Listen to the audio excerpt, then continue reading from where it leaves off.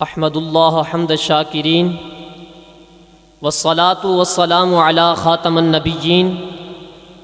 وعلی آلہ واصحابہ اجمعین، اما بعد۔ آج کے اس معزز ایوان میں ذی شعور ارباب عقل و خرد اور اہل علم و دانش کے روبرو جو موضوع زیر بحث ہے، نہ تو اس کا محور لقمان کی دانائی ہے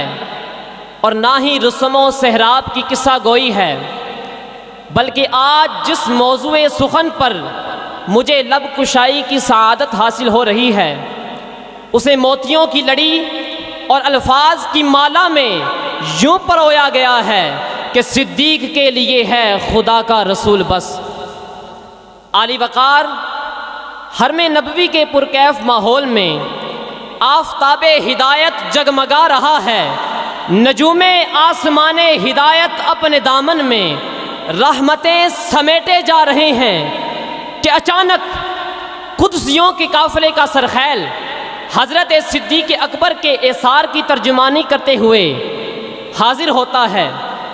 چشم فلک یہ نظارہ دیکھ کر ورطۂ حیرت و تعجب میں متولد ہو جاتی ہے کہ فرشتوں کا سردار ہو کر ایک ٹاٹ کا لباس پہنے ہوئے ہے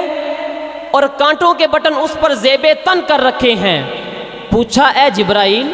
یہ کیسا لباس ہے؟ عرض کی، اے وجہ تخلیق کائنات، آج میرے سمیت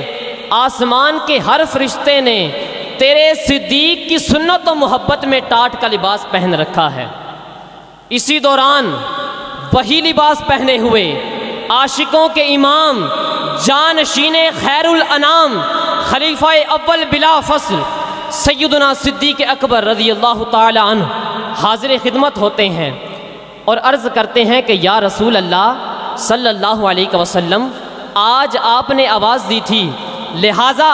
صدیق اپنے تن کے کپڑے بھی لے کر حاضر ہو گیا ہے اور صبح قیامت تک کے لوگوں کو یہ بتا دیا ہے کہ تمہاری ترجیحات کچھ بھی ہو سکتی ہیں، لیکن میرا عشق، میری مستی، میرا جنون، میری وارفتگی اوج کمال کی اس بلندی پر ہے کہ پروانے کو چراغ ہے، بلبل کو پھول بس، صدیق کے لیے ہے خدا کا رسول بس۔ جناب صدر، کون ابو بکر؟ وہ ابو بکر کہ جس کا سارا خاندان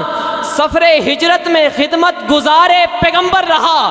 وہ ابو بکر کہ جس نے مسجد نبوی کے لیے زمین خرید کر اپنے آقا و مولا کی خدمت میں پیش کر دی، وہ ابو بکر کہ جو نبی کی حفاظت کی خاطر سانپ کا زہر برداشت کرتا رہا، وہ ابو بکر کہ جو نبی کی ناموس کی خاطر اپنے ہی والد کا گلا کاٹ دینے کا ارادہ رکھتا تھا، اور وہ ابو بکر کہ جو میدان احد میں نبی کی طرف آنے والے ہر تیر کے سامنے اپنا سینہ کر کے یہ بتا رہا ہے کہ صدیق کے لیے ہے خدا کا رسول بس۔ جی ہاں علی وقار، وہ ابو بکر ہی تھے جو یہ آرزو کرتے تھے کہ یا رسول اللہ صلی اللہ علیہ وسلم، آنکھیں ابو بکر کی ہو اور چہرہ آپ کا ہو۔ وہ ابو بکر ہی تھے جو یہ تمنا کرتے تھے کہ مال ابو بکر کا ہو اور تقسیم کرنے والے ہاتھ مصطفیٰ کے ہوں۔ وہ ابو بکر ہی تھے جو یہ خواہش رکھتے تھے